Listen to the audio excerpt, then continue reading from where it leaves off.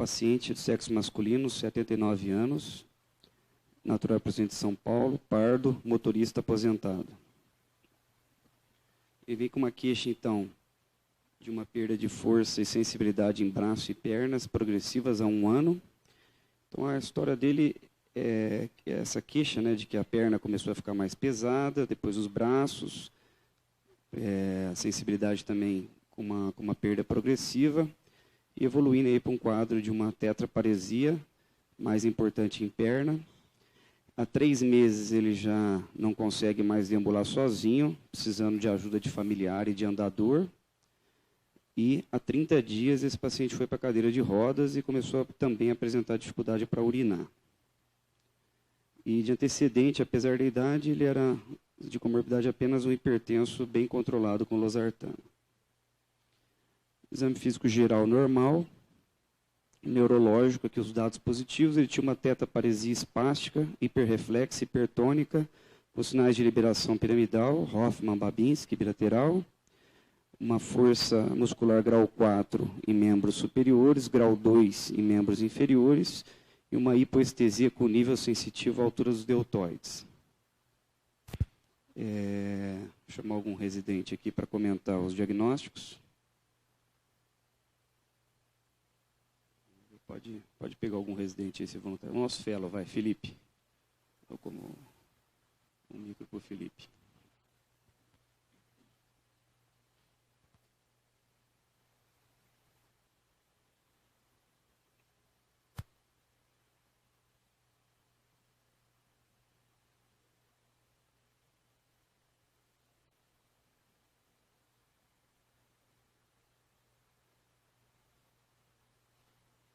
Só um minutinho, acho que o microfone está fora.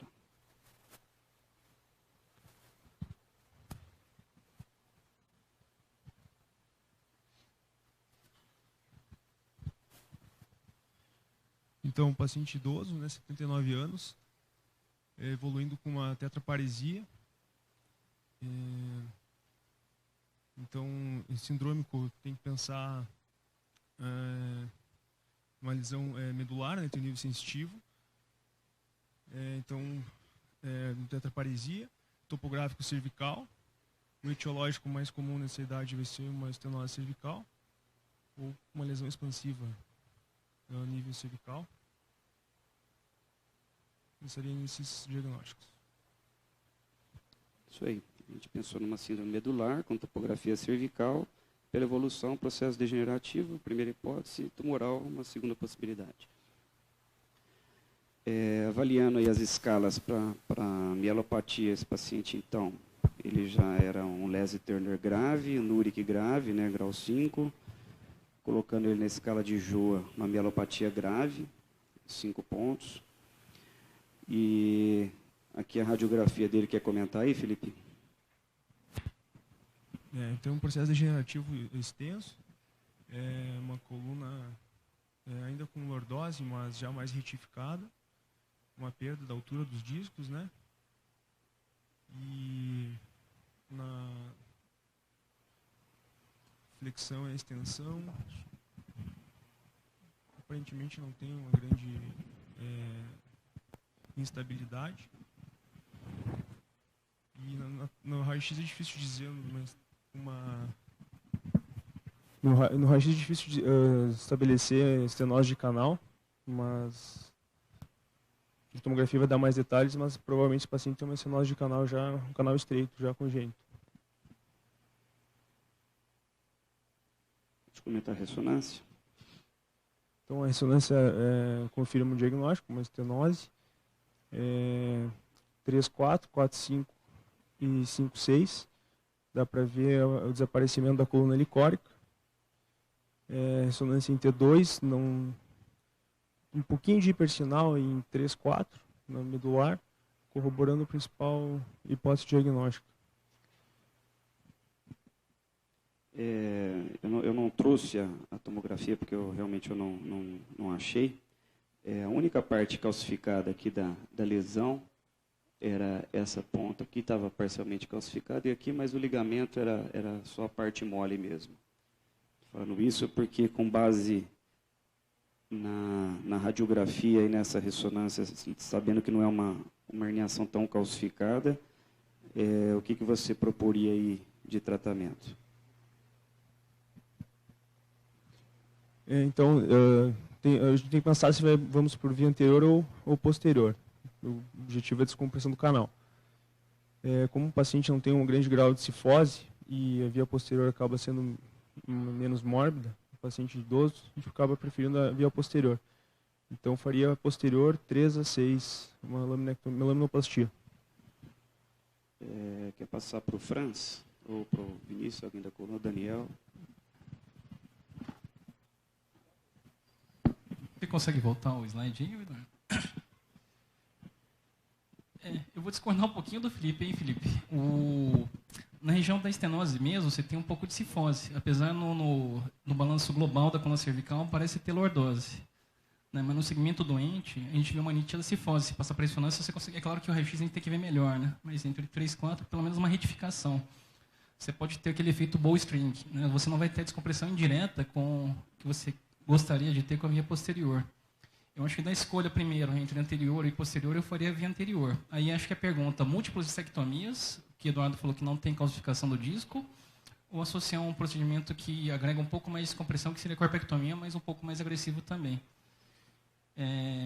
Eu iria entre dessas duas opções, a dissectomia, se não me engano, 3 ou 4 segmentos. A dissectomia de 4 segmentos, aí a placa acaba ficando um pouco comprida, e a necessidade de fulcro dela em vários pontos, eventualmente uma corpectomia via anterior, né, de 2 níveis, e lembrando que é uma cirurgia que ela é instabilizante. Né, estudar sempre a via combinada também nesse tipo de caso. Corpectomia extensa, sempre estudar depois a possibilidade de ter necessidade de complementar atrás. Eu acho que faria uma corpectomia, a gente tem que fazer o estudo, né, do menor número de vértebras possível para a gente conseguir tratar a compressão. Né?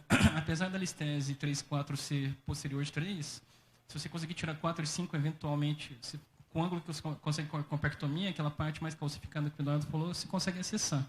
Seria uma possibilidade, corpectomia de 2 níveis. O Vinícius ia comentar aqui também. Passa o microfone aqui.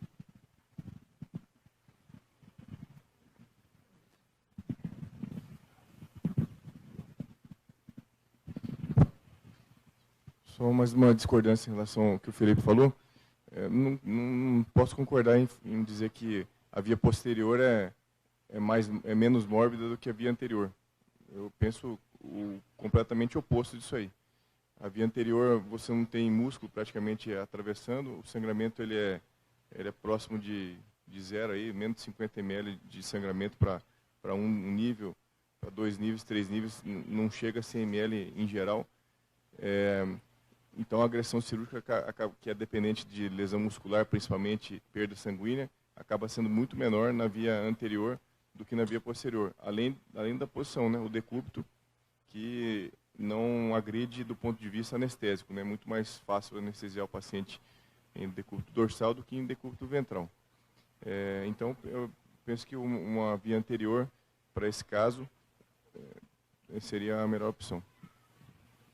Acho que as ponderações em relação ao que a gente raciocina são essas mesmas, né? Aqui, a gente tem um pouco aqui de hipersinal, não trouxe todos os cortes, né? Mas não só existia, como estava também laudado, e pelo grau clínico de funcionalidade do paciente, realmente tinha uma compressão importante, principalmente nesse trecho aqui, 3-4. A gente vê que a compressão dele é 3-4, 4-5, 5-6, 6-7 já pouco. E esse fragmento aqui, na terceira coluna aqui, ó, era a parte que era um pouquinho mais calcificada. E aí realmente, como o Franz colocou, aqui, Felipe, se a gente olhar em extensão máxima, no máximo ele retifica essa coluna. Então a gente não vai ter se a gente traçar aqui o diamante de Benz, a gente não vai ter uma descompressão tão efetiva só por via posterior.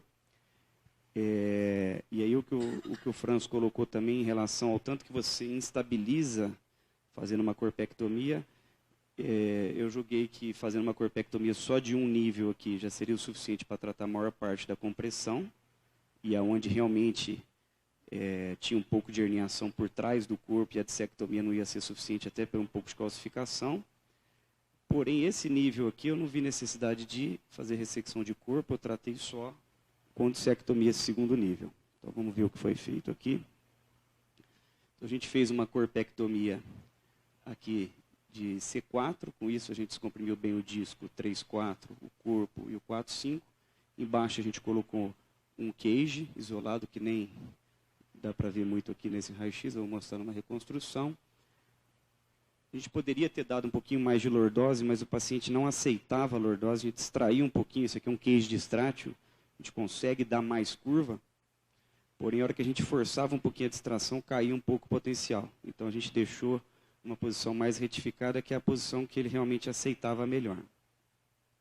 E eu optei por via posterior, para complementar a descompressão, já que eu iria por via posterior, e por conta dele ser um paciente já com osso um pouco de má qualidade, quase 80 anos, em que a gente fez uma abordagem instabilizante já, né, pegando 3 segmentos da coluna. Mas seria uma opção, talvez, fazer a via anterior e observar um tempo. Como ele era rígido, ficou bem na via anterior, a gente aproveitou e fez isso no mesmo tempo. Então, aqui é a nossa reconstrução, então a corpectomia, aqui com uma dissectomia, a gente vê melhor aqui. Isso aqui já com 1 ano de pós-operatório. Esse paciente foi melhorando gradativamente. Ele voltou com 1 ano e 2 meses, que é essa foto aqui. Ele já está conseguindo andar um pouquinho sozinho, a maior parte do tempo com andador, ainda com cuidado fisiátrico. A gente vê aqui uma órtese antiequina. Mas o braço, ele já ficou muito próximo do normal já. E a perna ainda tem bastante espasticidade, mas já consegue dar alguns passos sozinhos aí. Então, vou falar um pouquinho de mielopatia. Deixa eu abrir aqui a outra.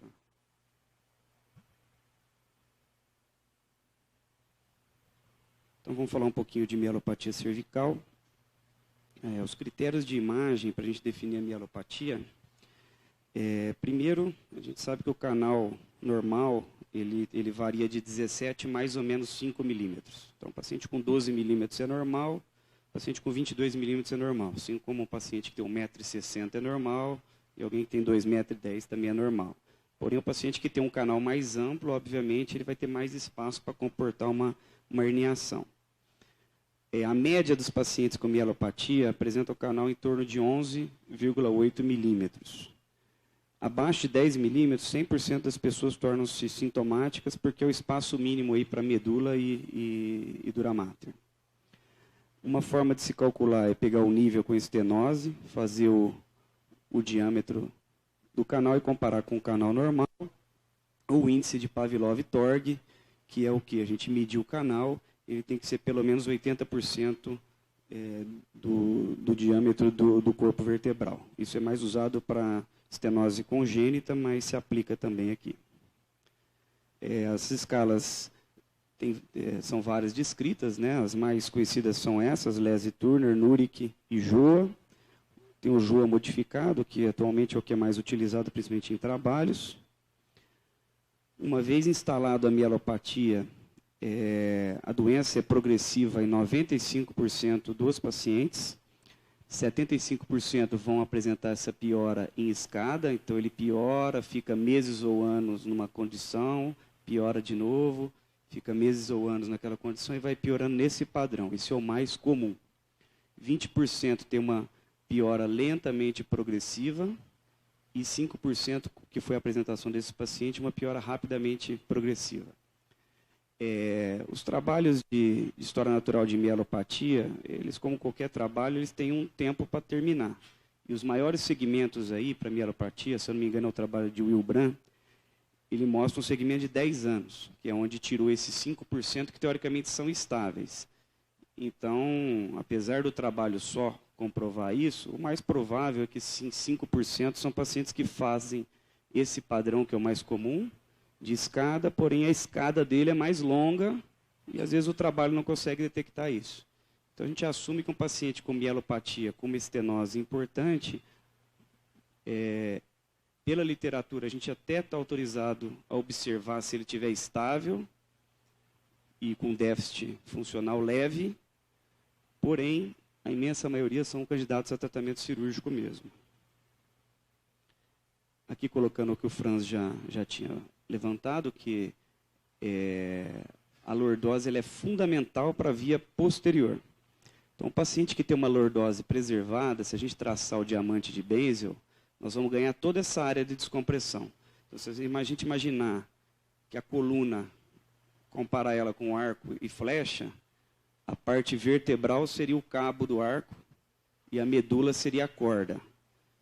Se o cabo fosse perdendo a curvatura e ficasse reta, a corda, né, que é a medula, vai encostar no cabo. Então, você não consegue ter o afastamento da medula em relação à parte da frente.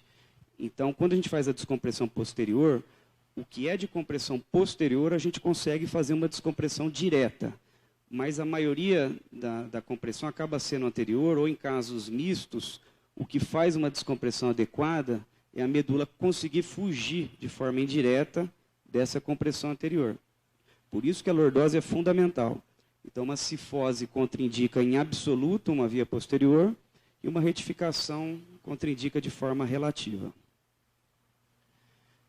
A fisiopatologia da mielopatia, na imensa maioria das vezes, ela começa na frente do disco. É difícil a gente ter um componente só posterior de hipertrofia.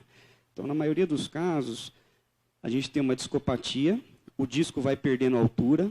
A hora que esse disco perde o suficiente para que o processo uncinado encoste no corpo vertebral, então o que acontece? O processo uncinado ele fica na porção posterior do corpo. A hora que o disco que ele encosta e o disco continua diminuindo o tamanho, ele começa a fazer um movimento de cifose. A parte posterior, a altura se mantém por causa do uncinado e a porção anterior começa a reduzir. Então faz um pivô para frente e isso tende a fazer uma cifose regional. Então faz parte do tratamento em termos fisiopatológicos a gente reconstruir a coluna anterior, porque a gente consegue reconstruir essa lordose. Então, isso é uma vantagem da via anterior e que acontece, a gente vê na prática, quando tem uma cifose importante. E nos permite essa descompressão direta da porção anterior. A gente pode fazer só a dissectomia, quando é a compressão apenas no nível do disco, ou a corpectomia em casos de calcificação ou migração muito posterior atrás do corpo do fragmento. Aqui nós vamos para os critérios, então, que a gente sempre raciocina, se vai pela frente ou se vai por trás. Então, basicamente, lordose. Então, a lordose, independente da lordose, a via anterior é factível. A cifose contraindica a via posterior. Instabilidades, você precisa entender, por exemplo, uma listese associada, às vezes você consegue uma correção melhor pela frente, mas também não é um critério absoluto para anterior ou posterior. A compressão, a gente sempre raciocina, se a compressão é anterior, a tendência é ir por via anterior. Se a compressão é posterior, a tendência é ir por via posterior. E às vezes precisa combinar os acessos. Até 3 níveis, o que é clássico? Via anterior. Acima de 3 níveis, você pode fazer via anterior, eventualmente com complementação posterior pelo risco de instabilidade, ou via posterior pura, se a lordose permitir uma boa descompressão. Calcificação do ligamento original posterior, se você for por via anterior, é arriscado e você acaba tendo que fazer uma técnica de flutuação da calcificação, porque entrar nela, o risco de fístula é muito grande. Então, aí você precisa raciocinar o caso para ver se dá para fazer uma via posterior e evitar manipulação direta. E quando o paciente tem muita componente axial da dor, a via anterior ela é melhor do que a via posterior, até porque, como o Vinícius colocou, você tem grande lesão muscular, principalmente se você desinserir a musculatura de C2 e de C7. Então, isso já está consagrado, esses critérios na literatura, o que você deve ir por anterior, posterior ou via combinada. Aqui eu vou mostrar só alguns casos de como a gente raciocina isso. Então, uma compressão em 2 níveis pelo disco, hérnia mole, 2 dissectomia. Uma compressão em 1 nível apenas pelo nível do disco, também dissectomia. Compressão em 2, 3 níveis com componente calcificado, a gente pode lançar a mão aqui da corpectomia. uma compressão em 2 níveis, com calcificações, que pode não ser acessível ao nosso espaço discal, aí talvez uma corpectomia mais garantida, que você vai fazer uma descompressão mais segura.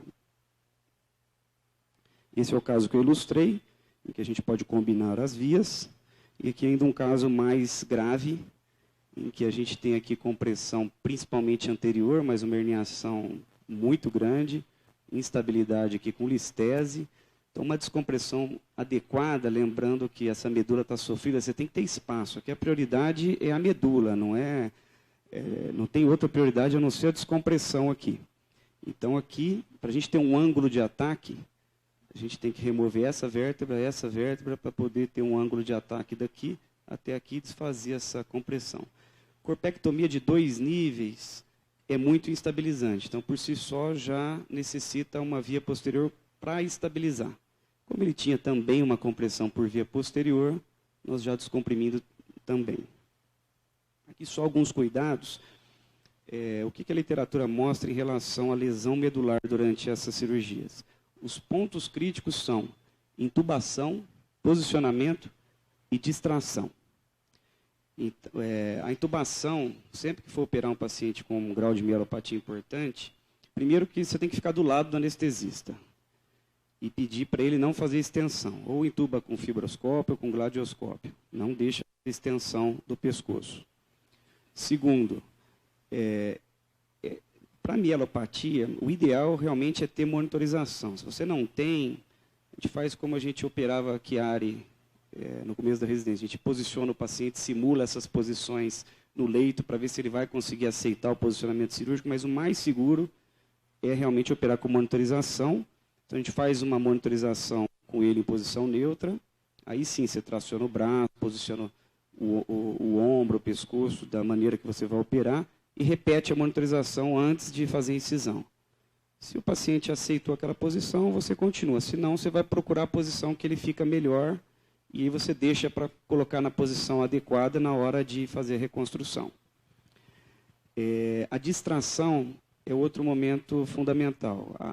A manipulação em si, com microscópio, com técnica microcirúrgica adequada, dificilmente a gente vai criar um déficit, a não ser que tenha algum acidente, alguma coisa inadvertida, que é muito difícil para quem está acostumado com microcirurgia. Porém, o momento que realmente causa mais lesão é a distração. A hora que coloca o Caspar e a gente abre o espaço, a gente tem que checar com a monitorização. Porque às vezes essa distração com fragmento ósseo apoiado na medula é a hora que dá problema, ou mesmo na hora que você vai forçando um queijo, às vezes que não é distrátil, na impactação e vai levantando esse espaço, é outra coisa perigosa em termos de queda de potencial. Acho que era basicamente isso aí, a gente pode abrir aqui para comentar.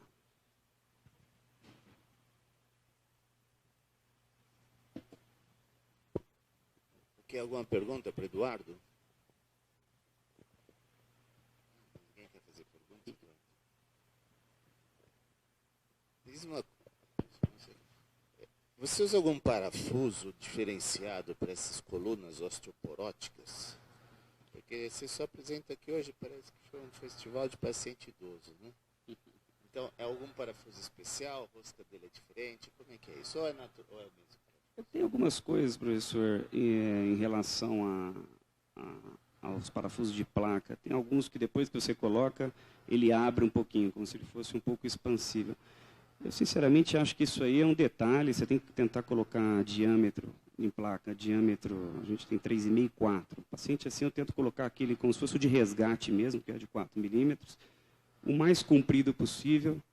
Mecanicamente, é melhor você deixar o parafuso de uma maneira mais anárquica do que bonitinho no raio-x. Então, às vezes, um angulado um pouquinho lateral e para cima, o outro para baixo e medial, porque o momento não vai ser aplicado da mesma maneira para os parafusos. Então, você sempre vai ter um vetor contra se você faz dessa maneira. Mas o mais importante é o osso e, assim, a corpectomia ela é instabilizante. Se o paciente tem um osso ruim, você mexeu em 3 ou mais segmentos, o ideal é você complementar com a via posterior.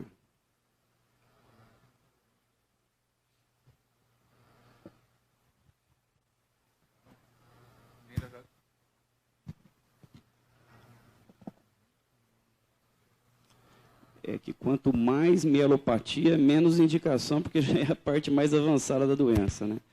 Então, assim, o disco artificial... híbridas e as estruturações híbridas, como disco artificial e artrodese.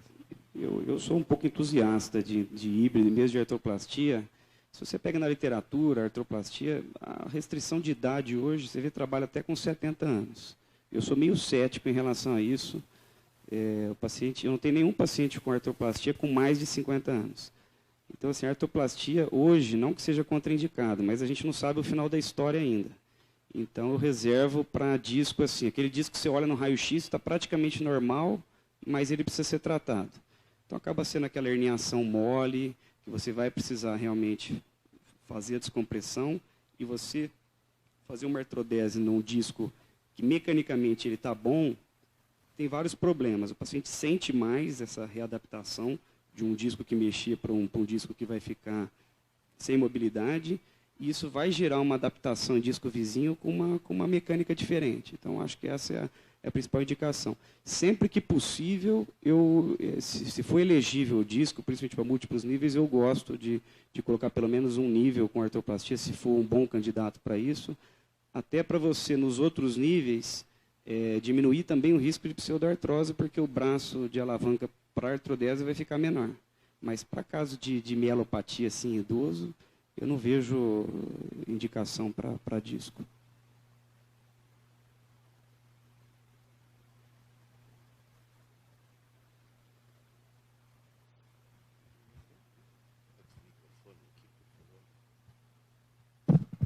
Parabéns pela precisão, Eduardo. Deixa eu fazer uma pergunta. Você mostrou o curso da mielopatia e o andamento, em geral, a maioria deles é lento e com cursos com escada.